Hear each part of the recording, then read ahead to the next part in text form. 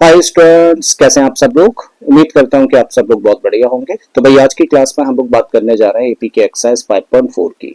इस एक्सरसाइज में कुल मिला के 5 क्वेश्चंस है और पांचों के पांचों क्वेश्चंस एक से बढ़कर एक इंपॉर्टेंट है। ठीक है, तो इनको देखना समझना अच्छे से बनता है, राइट। तो चलिए स्टार्ट करते हैं और आ जाते हैं भाई आज के फर्स्ट क्वेश्चन पर। तो क्वेश्चन हम लोगों से कह रहा है which term of the AP 121, 117, 113 and so on is the first negative term. तो क्वेश्चन में देखिए हम लोगों को यहाँ पर एक एपी दे रखी है और पूछा गया है कि भाई इस एपी का वो कौन सा टर्म है जो कि फर्स्ट नेगेटिव टर्म होगा। तो क्या फाइंड करना है, हमें फाइंड करना है कि इस एपी का कौन सा टर्म फर्स्ट नेगेटिव टर्म होगा, राइट। तो चलिए स्टार्ट करते हैं और स्टार्ट कहां से कर रहे हैं, इस गिवन एपी से। तो जब हम लोग इस एपी को ऑब्जर्व करें तो भाई यहाँ से हम लोग क्या कह सकते हैं, भाई यहाँ से हम लोग फर्स्ट टर्म निकाल सकते हैं और कॉमन डिफरेंस निकाल सकते हैं। चलिए निकाल देते हैं। तो भाई फर्स्ट टर्म कहने का मतलब ए, तो ए कितना है, तो आप कहेंगे ए है 121। अच्छा डी निकालना है हम लोगों को, तो कैसे निकालते हैं, सेकंड टर्म में से फर्स्ट टर्म को माइनस करके। तो 117 में से माइनस करना है किसको, 121 को, तो कितना आ जाएगा माइनस का 4।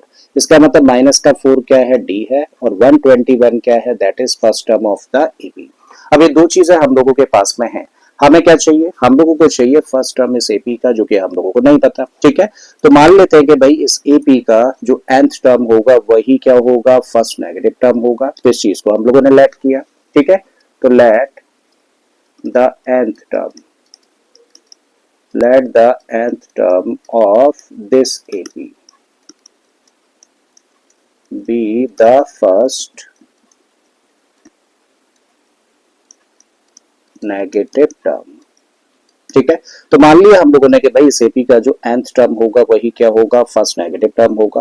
और किसी भी एपी के nth टर्म को किससे रिप्रेजेंट करते हैं, तो भाई किसी भी एपी के nth टर्म को रिप्रेजेंट किया जाता है an से। ठीक है, अब एक बड़ा इंपॉर्टेंट पॉइंट है, बड़े ध्यान से समझना।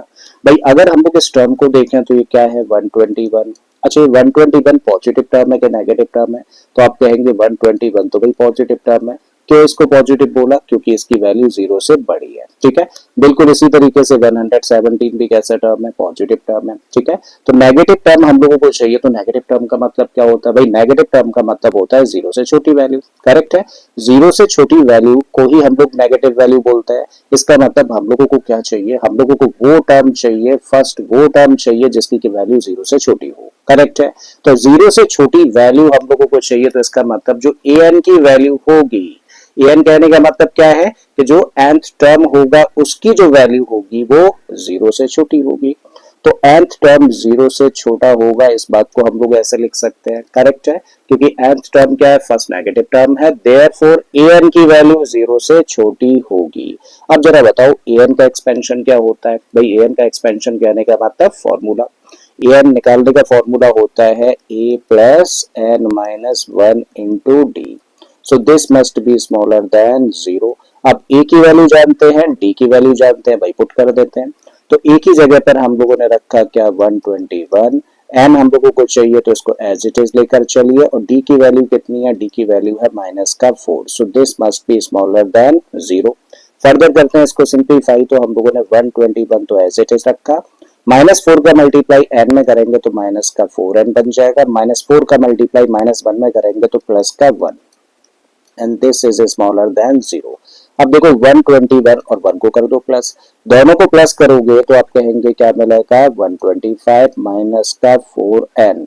ये छोटा होना चाहिए भाई किससे, 0 से। ठीक है, अब एक बड़ा इंपॉर्टेंट पॉइंट है, बड़े ध्यान से समझना। भाई हम लोगों को किसकी वैल्यू निकालनी है, हम लोगों को तो n की वैल्यू निकालनी है जो कि इस टर्म में। इसका मतलब अगर n की वैल्यू निकालनी है और n इस टर्म में है तो भाई सब इस टर्म को खत्म करना होगा। इसको खत्म करना है तो कैसा टर्म है, पॉजिटिव है, यानी कि 125 प्लस का है। तो प्लस का 125 खत्म कब होगा, जब माइनस का 125 इसके साथ में हो। ठीक है, तो हम लोग क्या कर रहे हैं, इस इनइक्वालिटी की दोनों साइड्स में से माइनस कर रहे हैं किसको, 125 को। क्यों, जिससे कि ये वाला टर्म खत्म हो जाए। समझ आ रहा है। ठीक है, तो चलिए कर देते हैं।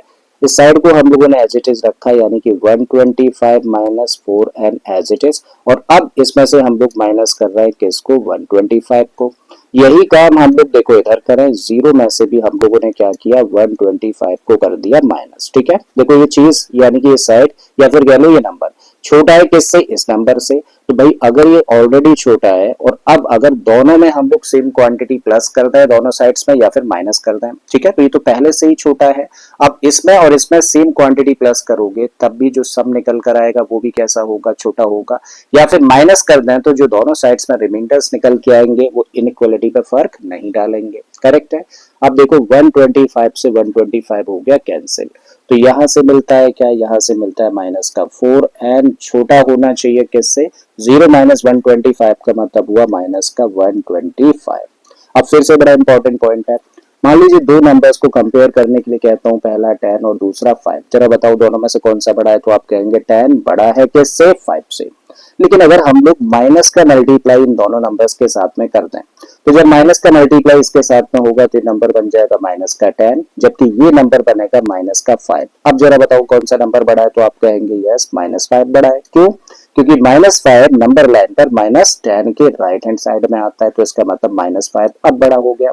तो एक चीज हम लोगों को समझ आई, क्या समझ आया कि भाई अगर कोई भी दो नंबर्स हैं, अगर उन दो नंबर्स में से एक छोटा है और एक बड़ा है, तो भाई माइनस का मल्टीप्लाई जैसे ही हम लोग कर देंगे ना, तो माइनस का मल्टीप्लाई करने से क्या होता है, माइनस का मल्टीप्लाई करने से जो इनइक्वालिटी साइन होता है वो रिवर्स हो जाता है। ठीक है, जो नंबर बड़ा था वो छोटा हो जाता है, जो छोटा था वो बड़ा हो जाता है। तो यही चीज देखो हम लोग यहाँ पे करने जा रहे हैं। हम लोगों को माइनस साइन हटाना है, तो क्या किया हम लोगों ने, -1 से दोनों साइड्स में कर दिया मल्टीप्लाई। जब इसको -1 से मल्टीप्लाई करोगे तो बन जाएगा प्लस का 4n, इसको करोगे तो बन जाएगा प्लस का 125, और माइनस से मल्टीप्लाई किया तो ये जो इनइक्वालिटीज आने भैया ये चेंज हो जाएगा, और इसको आप रेसिप्रोकेट में रिवर्स कर दोगे और इस तरीके से लिखोगे, मतलब 4n की वैल्यू ज्यादा है किससे, 125 से। अच्छा, फाइनली तो हम लोगों को n की वैल्यू चाहिए है ना, तो n की वैल्यू चाहिए तो उसके लिए भाई सब 4 हटना चाहिए। हटेगा कब, जब 4 से डिवाइड किया जाए। तो दोनों साइड्स को अब हम लोग 4 से डिवाइड कर रहे हैं।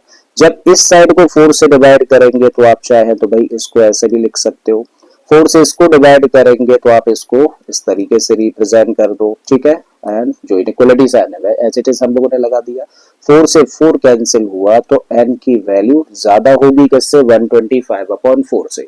अब 125/4 को मिक्स फ्रैक्शन में चेंज करो तो इसके लिए आपको डिवाइड करना पड़ेगा। तो 125/4 का मतलब हुआ 4 3 जा 12, कुछ नहीं बचा, ऊपर से 5 आ गया, देन 4 1 जा 4, तब 1 बचता है। इसका मतलब इसकी जगह पे क्या लिख सकते हैं मिक्स फ्रैक्शन में, 31 होल 1/4।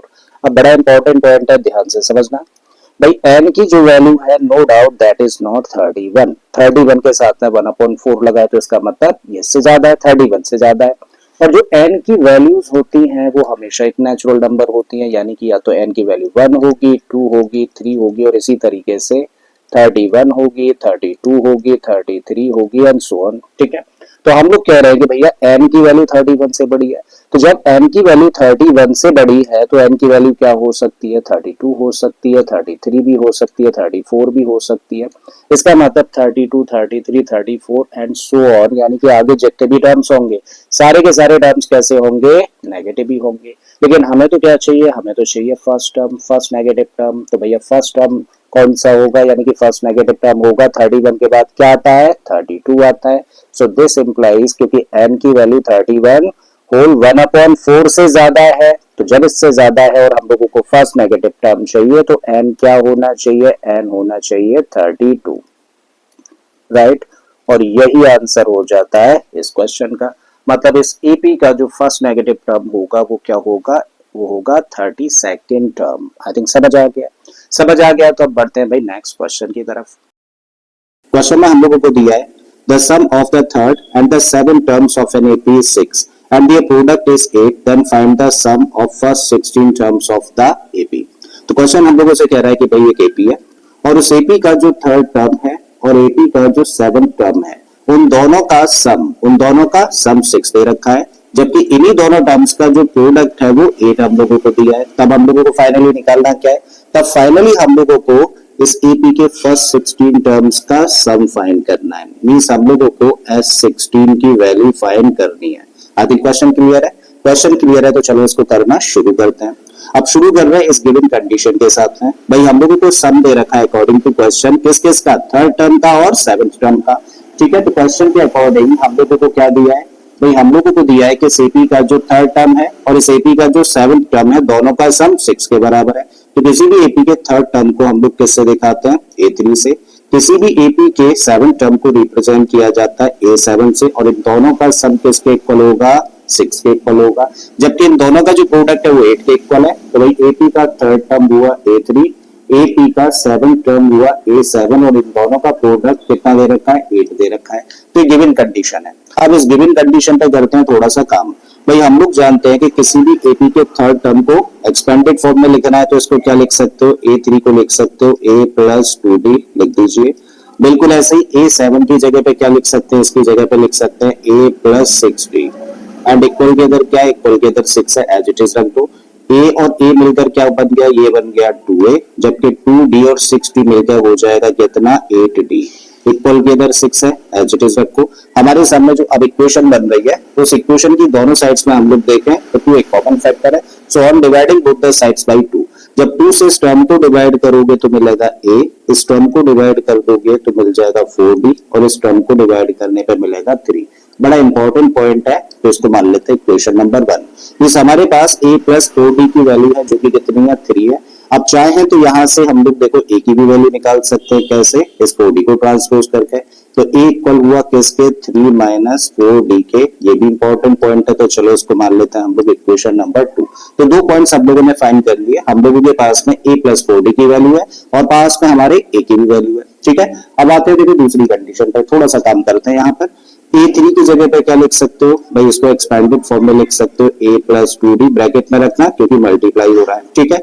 A7 की जगह पे हम लोग लिख सकते हैं A plus 6D, and equal के इधर क्या है, इक्वल के इधर 8 है, एज इट इज रख दिया। देखो हम लोगों के सामने अभी क्या लिखा हुआ है, A प्लस 4D है यहाँ पर, और इस ब्रैकेट में A प्लस 6D है। जबकि हमारे पास वैल्यू किसकी है, हमारे पास वैल्यू है A प्लस 4D की। तो क्या हम लोग इन टर्म्स को A प्लस 4D के टर्म्स में चेंज कर सकते हैं, बिल्कुल चेंज कर सकते हैं। कैसे कर सकते हैं जरा समझो। यहाँ पर A प्लस 2D लिखा हुआ है तो A आपने एज इट इज रखा। हमें 4D चाहिए तो आप अपनी तरफ से रख दो 4D, लेकिन 4D रख देने से वैल्यू चेंज हो जाएगी। तो वैल्यू चेंज ना हो उसके लिए क्या करिए, 2D को कर दो माइनस, क्योंकि 4D में से 2D माइनस करेंगे तो 2D आ जाएगा। तो एग्जैक्टली यही चीज देखो हम लोगों को यहाँ पर मिल जाएगी, इसको सिंप्लीफाई करेंगे तो, ठीक है। तो कोई चेंज हम लोगों ने नहीं किया, सिर्फ हम लोगों ने फॉर्म के अंदर चेंज ला दिया। बिल्कुल ऐसे ही यहाँ पे A प्लस 6D लिखा है और इसको चेंज करना है A प्लस 4D के टर्म्स में।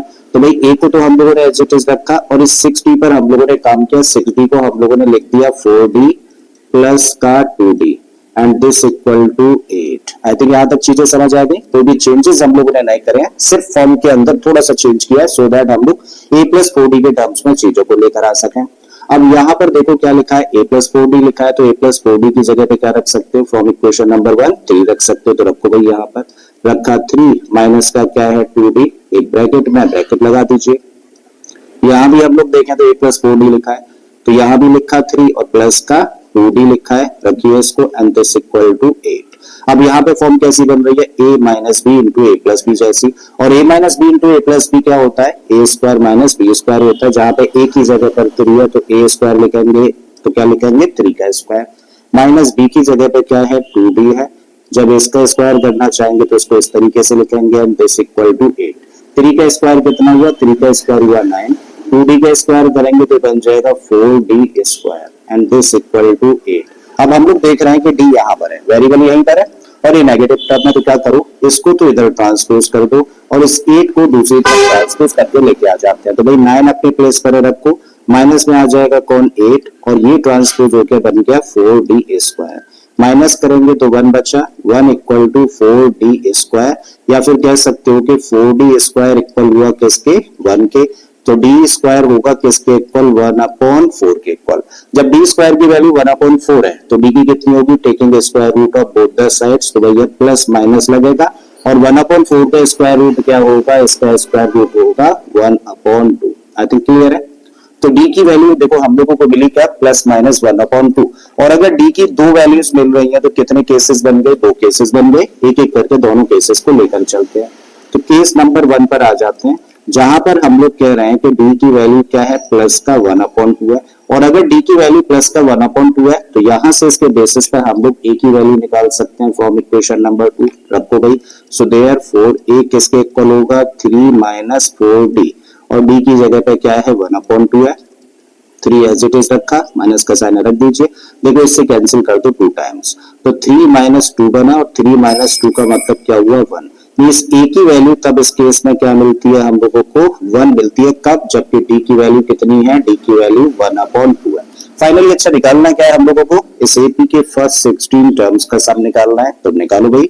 16 टर्म्स के सम को दिखाते हैं हम लोग A16 से। देखो आप लोगों ने फॉर्मूला पढ़ा है कि भाई SN किसके बराबर होता है, ये होता है n/2 2a plus n minus 1 into D. तो इस फॉर्मूले का यूज करके S16 की जगह पे क्या रख सकते हैं, n की जगह पे क्या लिखा हुआ है 16, तो जहां जहां n है वहां वहां क्या रखो 16 रख दो।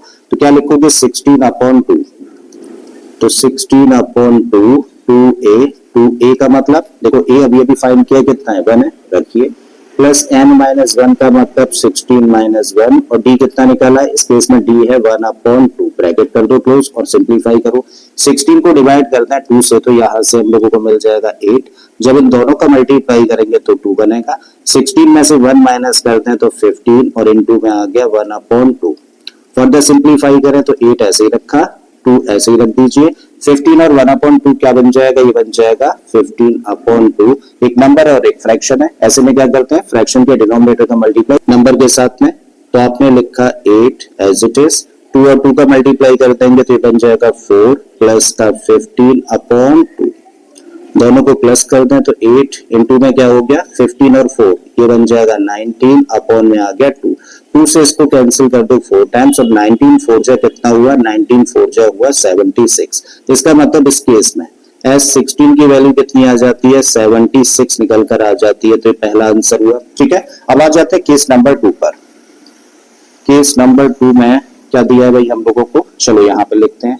सो केस नंबर 2 जहां पर के हम लोग कह रहे हैं कि डी की वैल्यू माइनस का 1/2 है, तो इस केस में डी की वैल्यू कितनी है माइनस का 1/2 है। सो रखो यहाँ पर देयरफॉर a इक्वल टू कितना हुआ 3 माइनस का 4 और डी की जगह पर रख दिया माइनस का 1/2, तो क्या बन जाएगा 3। देखो माइनस माइनस क्या हो जाएगा प्लस हो जाएगा और इस 2 से 2 टाइम्स कैंसिल हो गया, तो 3 + 2 कितना बन गया 5 बन गया। मींस a की वैल्यू इस केस में कितनी आ जाती है 2 निकल कर आ जाती है और d की वैल्यू कितनी है माइनस का 1/2 है। फाइनली तो हमें क्या निकालना है, CP के फर्स्ट 16 टर्म्स का सम फाइंड करना है। ठीक है, सो चलिए करिए S16 की वैल्यू फाइंड। फॉर्मूला वही है n/2 यानी कि 16/2 2a, तो 2 इंटू a कितना इस केस में a है भाई 5 प्लस n - 1 का मतलब 16 - 1 और d कितना है d है माइनस का 1/2, ब्रैकेट कर देते हैं क्लोज। ठीक है, 2 से इसको कैंसिल आउट कर दें तो कितने टाइम्स हो जाएगा 8 टाइम्स, दोनों का मल्टीप्लाई कर देंगे तो यहाँ से मिलेगा 10, प्लस का साइन रख दीजिए। 16 में से 1 माइनस करेंगे तो मिलेगा 15 और इनटू में क्या है माइनस का 1/2 है। ठीक है, 8 एज इट इज हम लोगों ने रखा, 10 हम लोगों ने ऐसे ही रखा। अब देखो प्लस और माइनस क्या हो जाने हैं, ये बन जाना है माइनस का 15/2 क्योंकि कैंसिल आउट होगा नहीं। ठीक है, अब नंबर और फ्रैक्शन है, सिंप्लीफाई कर लो तो 8 इंटू में कितना हो जाएगा 2 का मल्टीप्लाई 10 में करेंगे तो बन गया 20 माइनस का 15 अपॉन में आ गया 2।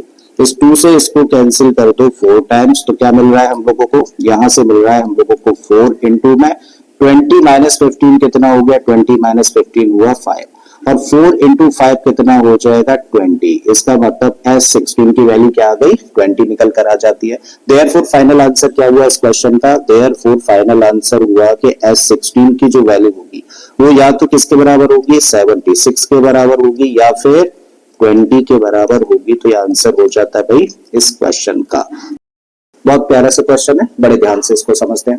इसमें दिया है हम लोगों को a ladder has runs 25 centimeter apart. The rungs decrease uniformly in the length from 45 centimeter at the bottom to 25 centimeter at the top. If the top and bottom rungs are 2 whole 1/2 meter apart, then what is the length of the wood required for the rungs? तो question हम लोगों से कह रहा है कि भाई एक लैडर है, ठीक है, फिगर में हम लोग देख भी पा रहे हैं। तो हम लोगों को क्या दे रखी है एक लैडर यानी कि एक सीढ़ी दे रखी है और इस सीढ़ी के अंदर जो रंग्स है इनको बोला जाता है, देखो रंग्स जो पाए होते हैं ना जिन पर पैर रख के हम लोग चढ़ते हैं इनको बोलते हैं हम लोग रंग्स। तो यहाँ पे जो रंग्स दे रखी है हर दो रंग के बीच की जो डिस्टेंस है वो 25 सेंटीमीटर है।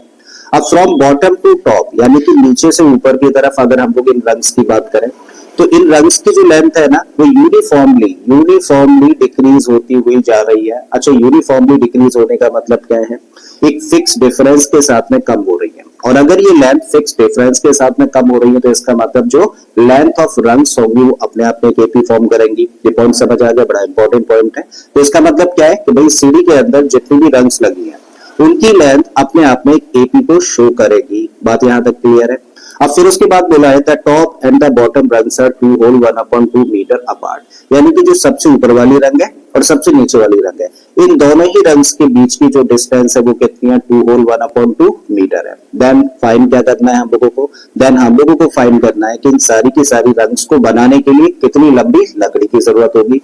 अब अगर हम लोगों को उस लकड़ी की लेंथ फाइंड करनी है जिसमें से सारी की सारी रंग्स बनाई गई हैं, तो हम लोग क्या करें? जितनी भी यहाँ पर रंग्स है ना सबकी लेंथ को प्लस करना है, और सबकी लेंथ को जब प्लस करेंगे तो जो सम निकल कर आएगा बेसिकली वो रिप्रेजेंट करेगा किसको? The wood required for the rungs को। ठीक है, तो चलिए करना शुरू करते हैं। और हम लोगों को इन सारी की सारी लेंथ्स को प्लस करना है तो उसके लिए किसकी जरूरत पड़ेगी? हम लोगों को नंबर ऑफ रंग्स की जरूरत पड़ेगी। और नंबर ऑफ रंग्स अगर हम लोगों को फाइंड करना है तो हम लोग शुरुआत कर रहे हैं कहां से? The distance between the bottom and the top rungs. लिखते हैं इस बात को भाई, ठीक है? So the distance between the bottom and the top rung, ठीक है? कितनी दे रखी है भाई? ये हम लोगों को दे रखी है 2 होल 1/2 मीटर। बोला है क्वेश्चन में कि भाई टॉप और बॉटम रंग के बीच की डिस्टेंस कितनी है? 2 होल 1/2 मीटर है।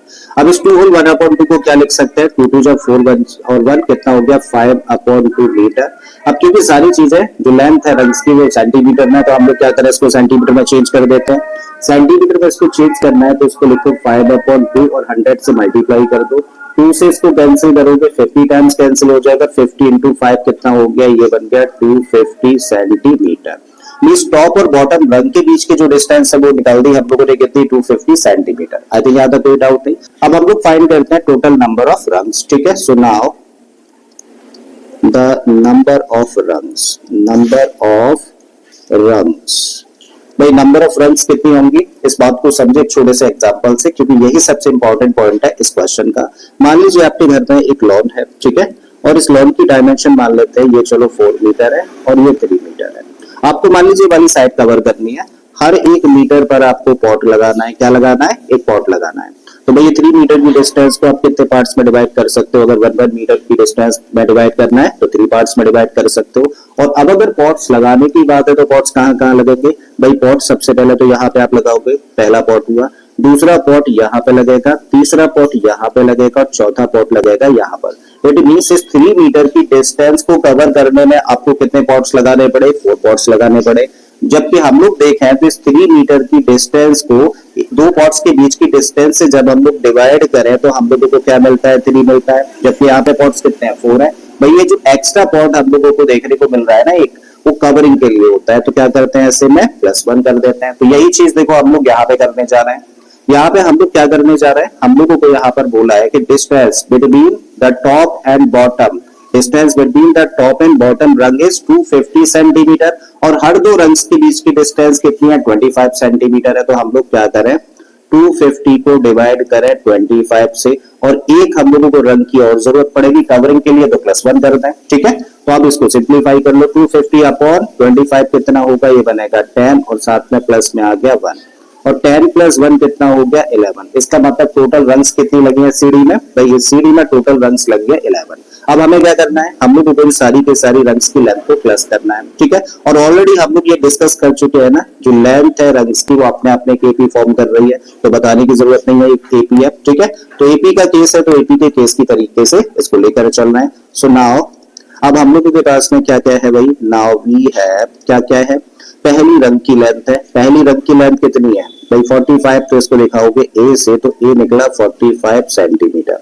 ये वाली लास्ट रंग है टॉप रंग। ठीक है, तो इसकी लेंथ आप लोगों को दे रखी है 25 सेंटीमीटर। तो मान लेते हैं कि एन रंग से, हालांकि पता है 11 रंग से, तो A11 भी लिख सकते हो, नहीं तो AL लिख दो। तो AN कितना है? AN है 25 सेंटीमीटर, और एन यानी कि टोटल नंबर ऑफ रंग्स कितनी है? अभी अभी हम लोगों ने फाइंड किया 11 है। अब हमें क्या करना है? इन सारी की सारी रंग्स की लेंथ का सम फाइंड करना है। ठीक है, so therefore the length of the रंग therefore the length of the wood, रंग नहीं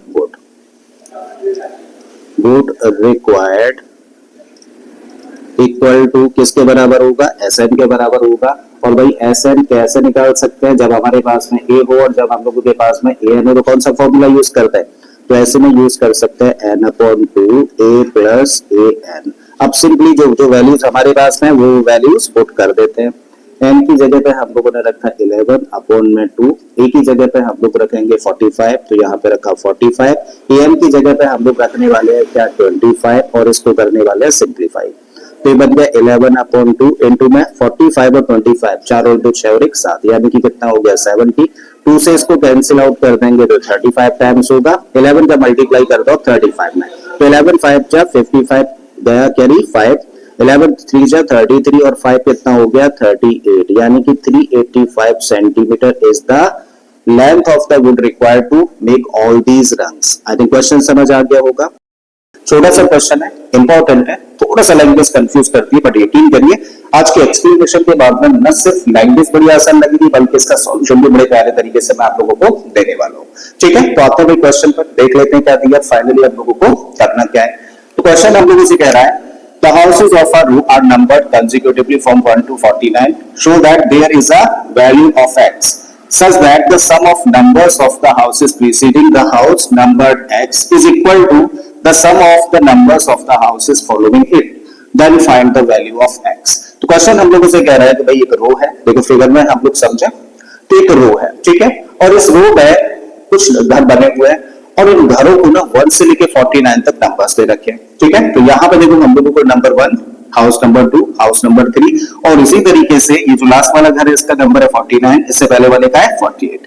तो क्वेश्चन हम लोगों से कह रहा है कि भाई इन्हीं हाउसेस में एक हाउस का नंबर x ऐसा होगा, एक कंडीशन के साथ में होगा, और वो कंडीशन क्या है, वो कंडीशन क्या है कि भाई उस हाउस से पहले जितने भी हाउसेज हैं उन सारे के सारे हाउसेस के नंबर्स का सम, इसके बाद के जितने भी हाउसेस होंगे उन सारे के सारे हाउसेस के नंबर्स के सम आपस में इक्वल होंगे। ठीक है, इस बात को जरा फिर से समझें।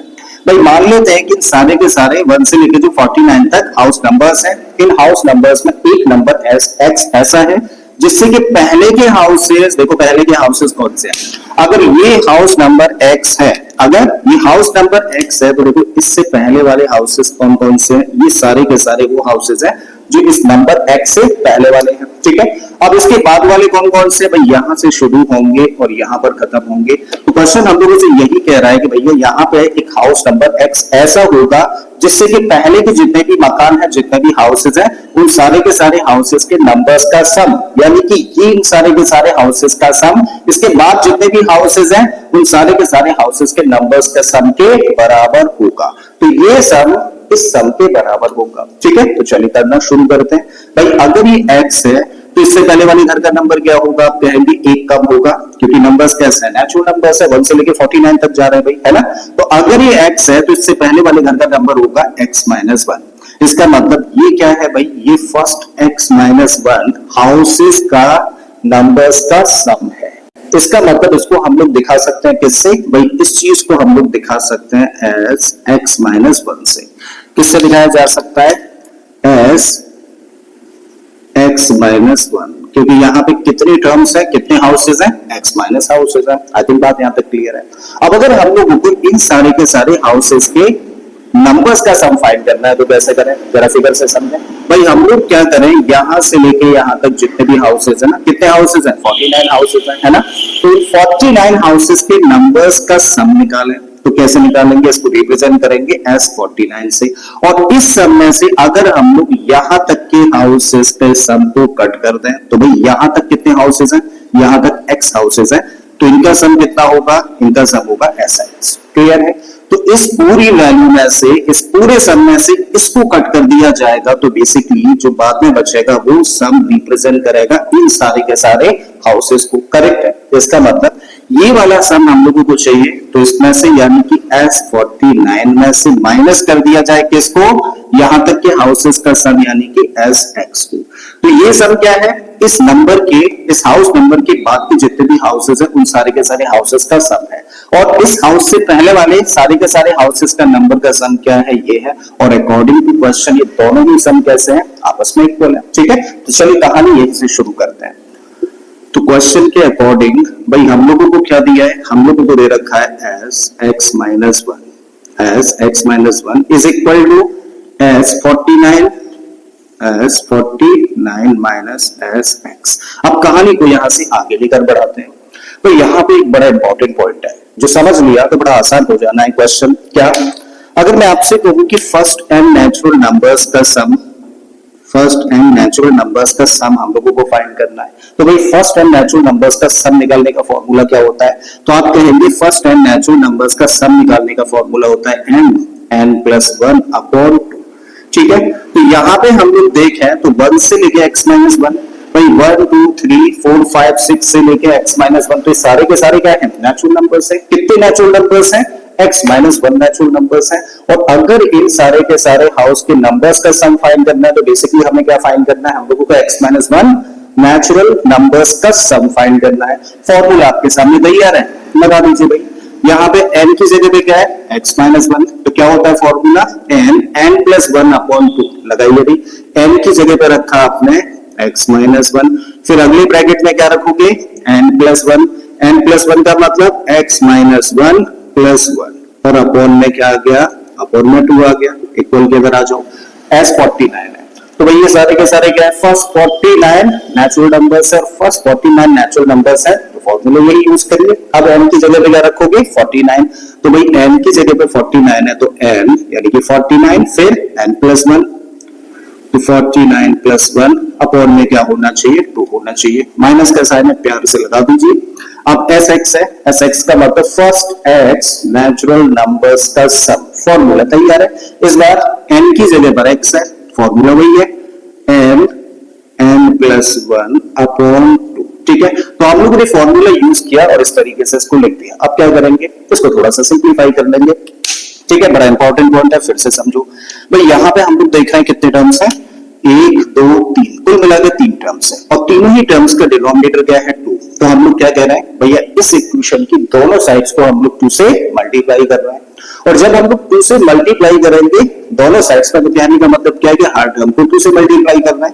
जब इसको 2 से मल्टीप्लाई करेंगे तो 2 से 2 खत्म हो जाएगा, क्या बचेगा, सिर्फ तब बचेगा x माइनस वन। इसको सिंप्लीफाई करेंगे तो 1 से 1 कट चुका होगा, तो क्या रहेगा, x रहेगा। इक्वल के इधर चले आओ, यहाँ पे क्या मिला हम लोगों को, 49, और 49 प्लस 1 कितना हो जाना है, ये बन जाना है 50। माइनस का साइन रखो, फिर क्या है, फिर है x और इनटू में है x प्लस वन। अब करते हैं इसको फर्दर और सिंप्लीफाई। x का मल्टीप्लाई करेंगे x के साथ तो मिलेगा हम लोगों को x स्क्वायर, x का मल्टीप्लाई माइनस वन के साथ में करेंगे तो माइनस का x।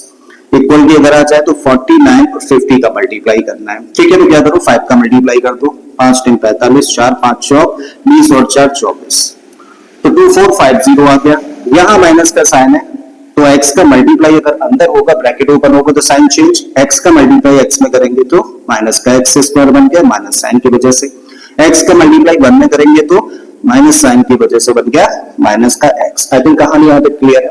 अब इक्वल के इधर उधर हम लोग देख रहे हैं, क्या देख रहे हैं कि भाई x यहाँ भी है माइनस का और x यहाँ भी है माइनस का। ठीक है, यहाँ पर x स्क्वायर रखो, x square equal to 2450 minus का x स्क्वायर। x वाले टर्म से एक तरफ लेकर आ जाते हैं, तो यहां से हम लोगों को मिलेगा क्या, x स्क्वायर, ये प्लस में आ जाएगा, प्लस का x स्क्वायर, और इक्वल के इधर क्या है, इक्वल के इधर है 2450, तो बन गया 2x स्क्वायर इक्वल टू 2450। 2 को ट्रांसपोज करता है तो x square equal to 2450 upon में आ गया 2, कैंसिल आउट कर देंगे तो बन जाएगा 1225। मतलब x स्क्वायर की वैल्यू किसके बराबर है, 1225 के बराबर है। और हमें तो फाइनली x चाहिए, क्या करें, इस स्क्वायर को हटाना है तो दोनों साइड्स का स्क्वायर रूट लेना होगा। भैया ले लो स्क्वायर रूट, जब इस साइड का स्क्वायर रूट लेंगे तो x और इस साइड का स्क्वायर रूट लेंगे तो प्लस माइनस अंडर रूट में 1225, और 1225 किसका स्क्वायर होता है, ये भाई परफेक्ट स्क्वायर है, किसका 35 था, तो इसका स्क्वायर रूट लेंगे तो प्लस माइनस 35। लेकिन क्वेश्चन हम लोगों से कह रहा है क्या, कि भाई 1 से लेके 49 तक नंबर्स है, तो नेगेटिव नंबर तो हो ही नहीं सकता। इसका मतलब what is the correct answer, x equal to 35 is the correct answer. It means उस हाउस का नंबर क्या होगा भाई, उस हाउस का नंबर होगा 35। जिस हाउस से पहले के जितने भी हाउसेज है उन सारे के सारे हाउस के नंबर्स का सम इसके बाद के जितने भी हाउसेज है उन सारे के सारे हाउसेज के नंबर्स के सम के बराबर होगा। करेक्ट है? आई थिंक क्वेश्चन क्लियर हो गया होगा एकदम से। अब आ जाते हैं भाई क्वेश्चन नंबर 5 पर। तो क्वेश्चन नंबर 5 हम लोगों से कह रहा है A small terrace at a football ground comprises of 15 steps, each of which is 50 meter long and built of solid concrete. Each step has a rise of 1/4 meter and a tread of 1/2 meter. Then calculate the total volume of the concrete required to build the terrace. तो question हम लोगों से कह रहा है कि भाई football ground है और इस फुटबॉल ग्राउंड में एक टेरेस बना हुआ है, किसका? कंक्रीट का। ठीक है, तो ये जो टेरेस बना हुआ है ना, इसमें 15 स्टेप्स हैं। कितने स्टेप्स हैं? 15 स्टेप्स हैं। और इन 15 स्टेप्स में हर एक की जो लेंथ है वो है 50 मीटर। हर एक की लेंथ कितनी दे रखी है? 50 मीटर दे रखी है। हर एक में जो राइज दे रखा है यानी कि ऊंचाई वो कितनी है? 1/4 मीटर। एक से दूसरे की जो ऊंचाई है 1/4, फिर इसकी ऊंचाई 1/4, फिर यहाँ भी 1/4। और जो ट्रेड है, ट्रेड कहने का मतलब इसकी जो चौड़ाई है वो कितनी है? 1/2 मीटर है। तो बताइए इस तरीके का जो टेरेस तैयार होगा कंक्रीट से, इसको बनाने के लिए कितने कंक्रीट की जरूरत पड़ने वाली है? मतलब हमें क्या निकालना है? वॉल्यूम निकालना है किसका? कंक्रीट का, इस टेरेस को बनाने में जो यूज होगा। ठीक है, तो चलिए करना स्टार्ट करते हैं और थोड़ा सा समझने की कोशिश करते हैं इस फिगर से। भाई हम लोगों को यहाँ पर एक फिगर दे रखी है, इसमें हम लोगों ने देखो 4 स्टेप्स लिए है। ठीक है, अंडरस्टैंडिंग के लिए, लेकिन कितने स्टेप्स है? 15 स्टेप्स है। ठीक है, तो यहाँ पे जितने भी स्टेप्स है ना, उन सारे के सारे स्टेप्स की लेंथ हम लोगों को दे रखी है कितनी? 50 मीटर। तो जब हम लोग इस स्टेप की बात करें, चलो क्या देते हैं इसको? फर्स्ट स्टेप है ये। ठीक है, तो जब हम लोग इस स्टेप की बात करें तो भाई इसकी लेंथ हम लोगों को दे रखी है कितनी? 50 मीटर। चलिए लिख देते हैं 50 मीटर। इसकी ब्रेथ हम लोगों को दे रखी है कितनी? 1/2 मीटर। तो ये वाला जो पार्ट है ना बैठने वाला, जिस पे बैठा जाएगा, तो इसकी चौड़ाई हम लोगों को दे रखी है कितनी? 1/2 मीटर। और इसकी ऊंचाई हम लोगों को दे रखी है कितनी? 1/4 मीटर। करेक्ट है। अब एक पॉइंट है, बड़े ध्यान से समझना। देखो अगर हम लोग इस एज के अलोंग, किसके अलोंग? इसके अलोंग देखो इस तरीके से कट लगा दें, इस तरीके से कट कर दिया जाए, तो यहां से जब हम लोग इस पीस को निकालेंगे तो ये अपने आप में क्या होगा? ये अपने आप में होगा एक क्यूबॉइड। करेक्ट है। और ये एक ऐसा क्यूबॉइड है जिसकी लेंथ कितनी है? 50 मीटर, जिसकी ब्रेथ कितनी है? 1/2 मीटर, और जिसकी हाइट कितनी है? 1/4 मीटर है। ठीक है, तो अब अगर हम लोग, क्योंकि लेंथ है, ब्रेथ है और हाइट है, अब अगर हम लोग इसका वॉल्यूम निकालना चाहें तो भैया क्यूबॉइड का वॉल्यूम निकालने का फॉर्मूला क्या होता है? L into B into H. तो हम लोग इस फर्स्ट स्टेप का वॉल्यूम निकाल सकते हैं और ये फर्स्ट स्टेप का वॉल्यूम ही डिसाइड करेगा या डिफाइन करेगा किसको? The concrete required to make the first step. इसका मतलब फर्स्ट स्टेप का जो वॉल्यूम होगा, उस वॉल्यूम से क्या पता चलेगा कि इसके अंदर कितनी कंक्रीट लगेगी। बिल्कुल ऐसा ही हम लोग यहाँ पे करें, सेकंड स्टेप के अंदर कितनी कंक्रीट लगी है मतलब इसका वॉल्यूम निकालें, थर्ड स्टेप में कितनी कंक्रीट लगी है मतलब इसका वॉल्यूम निकालें, और सारे के सारे वॉल्यूम्स को हम लोग प्लस कर दें तो ये डिफाइन करेगा क्या? Total concrete required to make this terrace. तो इस टेरेस को बनाने में कितनी कंक्रीट की जरूरत पड़ने वाली है। ठीक है, तो चलिए भाई निकालते हैं एक एक करके इन सारे के सारे स्टेप्स का वॉल्यूम। तो पहले पार्ट पर आ जाते हैं। So the volume of the concrete required to build the first step. भाई वॉल्यूम निकालने का फॉर्मूला होता है L into B into H. L कितनी है? 50 है, तो भाई L की जगह पे रखा 50 इंटू ब्रेथ कितना है? 1/2 और हाइट है 1/4। अब कर लेते हैं भाई इसको सिंप्लीफाई, तो 2 से इसको कैंसिल करते हैं तो कितने टाइम्स कैंसिल होगा? 25। अब 25 का मल्टीप्लाई ऊपर करेंगे 1 के साथ में तो क्या मिलने वाला है? 25 और अपॉन में क्या है? 4 है। ठीक है, तो 25/4 मीटर क्यूब हुआ वॉल्यूम किसका? फर्स्ट स्टेप का। अब इस क्वेश्चन को आसानी से करने के लिए ना 25/4 की जगह पे चलो इसको हम लोग मान लेते हैं क्या? V। इसका मतलब V मीटर क्यूब वॉल्यूम है किसका? फर्स्ट स्टेप का। अब निकालते हैं भाई हम लोग the volume of the concrete required to build the second step, मतलब सेकंड स्टेप का हम लोगों को वॉल्यूम चाहिए। तो जब सेकंड स्टेप का वॉल्यूम चाहिए तो देखिए जो ये वाली एज है ना, इसके अलावा इस तरीके से कट लगा दो और जैसे ही कट लगाओगे तो यहाँ पे हम लोगों के सामने ये सेकंड स्टेप निकल कर आ जाएगा। और इस सेकंड स्टेप की देखो लेंथ कितनी है? लेंथ तो जितनी पहले थी उतनी है यानी कि 50 मीटर। अच्छा इसकी ब्रेथ कितनी है? ये भी उतनी है यानी कि 1/2 मीटर। लेकिन अब इसकी हाइट के अंदर चेंज हो गया। क्या चेंज हुआ? देखो ये वाला पार्ट तो नो डाउट 1/4 होगा, लेकिन ये वाला जो पार्ट है ना that is equal to this, तो ये कितना है 1/4, इसका मतलब ये पार्ट भी कितना हुआ 1/4, और इस तरीके से इसकी जो हाइट हो जाएगी वो कितनी हो जाएगी 1/4 this part plus 1/4 this part, दोनों को प्लस कर दें तो लेंथ है, ब्रेथ है और ये हाइट है। अब क्या कर सकते हैं, इसका वॉल्यूम निकाल सकते हैं। भाई निकालो, लगा दीजिए formula L into B into H. L कितना है 50 ही है, ब्रेथ कितना है 1/2 ही है, लेकिन हाइट कितनी हो गई, हाइट हो गई 1/4 प्लस 1/4। अब इस 2 से देखो इसको कैंसिल करो, कितने टाइम्स 25 टाइम्स हो जाएगी। तो इसको हम लोगों ने एज इट इज रखा 25, इन दोनों को प्लस कर दें, डिनोमिनेटर सेम होते हैं तो numerator as it is plus हो जाते हैं। तो ये बना क्या 2/4। अब इसको ना इस तरीके से लिखना, 2 है ना, 2 चलो यहाँ रख देते हैं, और 25/4 है ना, इसको ब्रैकेट में रख लो, तो 25/4 ब्रैकेट में रख लिया। और 25/4 की जगह पे तो चाहे तो हम लोग क्या रख सकते हैं भाई, इसको तो लेट कर रखा है ना हम लोगों ने भी, इससे आसान हो जाएगा थोड़ा सा क्वेश्चन। तो अब इसकी जगह पे क्या रख सकते हो आप, v रख सकते हो, और ये 2 है साथ में, तो इसका मतलब सेकंड स्टेप का वॉल्यूम कितना आ गया 2 भी निकल कर आ जाता है। ठीक है, अब यही काम हम लोग थर्ड स्टेप के वॉल्यूम को निकालने के लिए करने वाले हैं। तो आइए भाई थर्ड स्टेप पर इस एस के अलोंग जब हम लोग कट लगाते हैं तो इस तरीके से थर्ड स्टेप निकल कर आ जाएगा। और अब थर्ड स्टेप की जो लेंथ होगी वो उतनी होगी जो पहले थी, यानी कि 50 मीटर।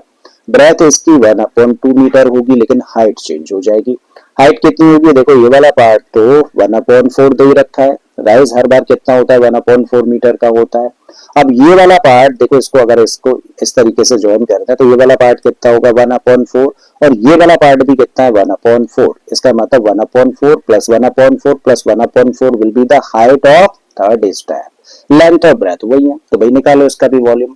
तो L into B into H, L कहने का मतलब 50, बी कहने का मतलब 1/2, और हाइट अब क्या है 1/4 प्लस 1/4 प्लस 1/4। कैंसिल आउट करो सबसे पहले इसको 25 टाइम्स, तो यहां से देखो क्या मिलेगा 1 प्लस 1 प्लस 1 का मतलब 3 और अपॉन में 4 है, तो इसको क्या लिख सकते हैं 3 इंटू 25/4, और 25/4 की जगह पर v है, तो इसका मतलब ये कितना आ गया 3v मीटर क्यूब निकल कर आ जाता है। अब इसी तरीके से सारे स्टेप्स का वॉल्यूम हम लोग फाइंड करें तो लास्ट स्टेप क्या है 15 स्टेप, तो भाई 15th स्टेप का वॉल्यूम कितना होगा, फर्स्ट का v है, सेकंड का 2v है, थर्ड का 3v है, तो इसका कितना होगा 15v होगा। ठीक है, सो वी है, अब क्या है हम लोगों के पास में, सो वी है पहले का वॉल्यूम v, दूसरे का कितना है 2v, तीसरे स्टेप का वॉल्यूम है 3v, और इसी तरीके से जो 15th स्टेप है उसका कितना होगा 15v metre cube. Clearly this is what an AP, लिखिए इसको। सो क्लियरली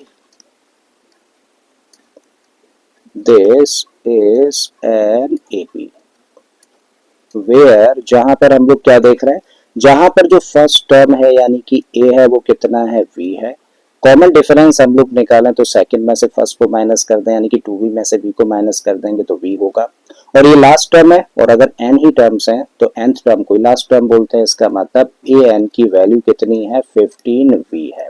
ठीक है, तो यहाँ पर ये जो चीजें दे रखी है ना, बेसिकली क्या है वॉल्यूम है, फर्स्ट स्टेप का, सेकंड स्टेप का, थर्ड का और ये फिफ्थ का, करेक्ट है। तो अब अगर इन सारे के सारे वॉल्यूम्स को हम लोग प्लस कर दें तो ये क्या किसको डिफाइन करेगा, that will define the total volume of the terrace, इस टेरेस के टोटल वॉल्यूम को डिफाइन कर देगा। ठीक है, तो इसका मतलब यहाँ पे जो एपी तैयार हो रही है, इस एपी के सारे टर्म्स का हमें सम फाइंड करने की जरूरत है, राइट। सो अब लगा दीजिए भाई सब निकालने का फॉर्मूला, तो ऐसे निकालने का फॉर्मूला क्या होता है n/2, जब हम लोगों के पास में फर्स्ट और nth टर्म हो तो फिर फॉर्मूला बन जाता है a प्लस an। अब वैल्यूज पुट करो, n का मतलब नंबर ऑफ स्टेप्स, तो कितने स्टेप्स हैं 15 स्टेप्स हैं, ऐसा बोला है क्वेश्चन में। ठीक है, तो 15 रखा n की जगह पे, अपॉन 2 रख दिया, a की जगह पे क्या रखोगे v, और an की जगह पे रखोगे 15v। अब ये मिला हम लोगों को क्या 15/2, जब दोनों को प्लस कर दे तो यहां से मिलेगा 16v। अब क्या करना है भाई, इस 2 से इसको कैंसिल कर देना है 8 टाइम्स, और 15 120, इसका मतलब क्या मिल रहा है हम लोगों को 120v। और v की तो वैल्यू हम लोग जानते हैं, v की जगह पे क्या रख सकते हो 25/4 रख दीजिए इसकी जगह पर, 120 इंटू 25/4, 4 से इसको कैंसिल करोगे तो 30 टाइम्स होगा, और 30 और 25 का मल्टीप्लाई कर दें तो 750 मीटर क्यूब निकल कर आ जाएगा क्या वॉल्यूम। और यही हुआ आंसर। मतलब इस टेरेस को बनाने के लिए कितने कंक्रीट की जरूरत पड़ने वाली है, तो आप कहेंगे 750 मीटर क्यूब कंक्रीट की जरूरत पड़ने वाली है। ठीक है, तो आई थिंक ये क्वेश्चन समझ आ गया होगा। और यही क्या सारे के सारे पांचों जो क्वेश्चन आज हम लोगों ने इस क्लास में कवर करे वो सारे के सारे क्वेश्चन आपको बखूबी समझ आए होंगे। ठीक है, तो चलिए आज की क्लास को हम लोग यहीं पर स्टॉप करते हैं। कल हम लोग बात करेंगे सम से रिलेटेड कुछ इंपॉर्टेंट क्वेश्चंस के बारे में जो कि board exam point of view से बहुत इंपॉर्टेंट होने वाले हैं। राइट, तो चलिए मिलते हैं कल। Till then keep learning and thank you for being with us.